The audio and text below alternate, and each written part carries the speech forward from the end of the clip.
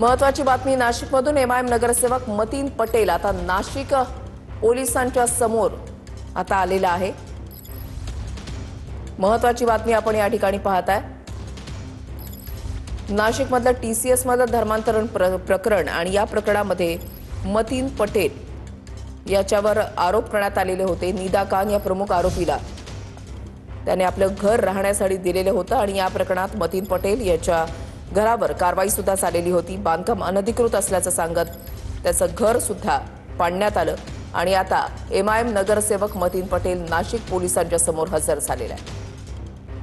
पवन येवले आमचे प्रतिनिधी या संदर्भातली अधिक माहिती देतील। पवन, नक्कीच आपण जर बघितलं तर नाशिकच्या बहुराष्ट्रीय आयटी कंपनीतील महिला लैंगिक अत्याचार प्रकरणातील जी काही महिला आरोपी होती निदा खान, हिला आश्रय देणारा जो एमआयएमचा संभाजीनगरचा नगरसेवक होता मतीन पटेल, तो नाशिक पोलिसांसमोर आज हजर झालेला आहे। दरम्यान या संपूर्ण प्रकरणामध्ये महिला लैंगिक अत्याचार असेल, त्याचबरोबर धर्मांतराचा प्रयत्न असेल, धार्मिक भावना दुखावणं असेल, त्या संपूर्ण प्रकरणामध्ये दोषारोप पत्र जे आहे ते दाखल झालेलं आहे आणि दोषारोप पत्र दाखल झाल्यानंतर मतीन पटेलला नाशिक पोलिसांकडून नोटीसची ती पाठवण्यात आलेली होती आणि यानंतर मतीन पटेल जो आहे तो नाशिक पोलिसांसमोर आपल्याला हजर झाल्याचं पाहायला मिळतंय। खरं तर निदा खान जी आहे ती गुन्हा दाखल झाल्यापासून जवळपास 25 मार्च पासून फरार होती आणि त्यानंतर ती संभाजीनगरमध्ये नाशिक पोलिसांना आढळून आलेली आहे। दरम्यान निदा खानला आश्रय देणारा जो एमआयएमचा नगरसेवक आहे मतीन पटेल, तो आता नाशिक पोलिसांसमोर आपल्याला हजर झाल्याचं पाहायला मिळतंय। खरं तर आज एकीकडे निदाच्या जामीन अर्जावर देखील सुनावणी आहे, तर दुसरीकडे मतीन पटेल आपल्याला नाशिक पोलिसांसमोर हजर झाल्याचं पाहायला मिळतंय। ऋषाली,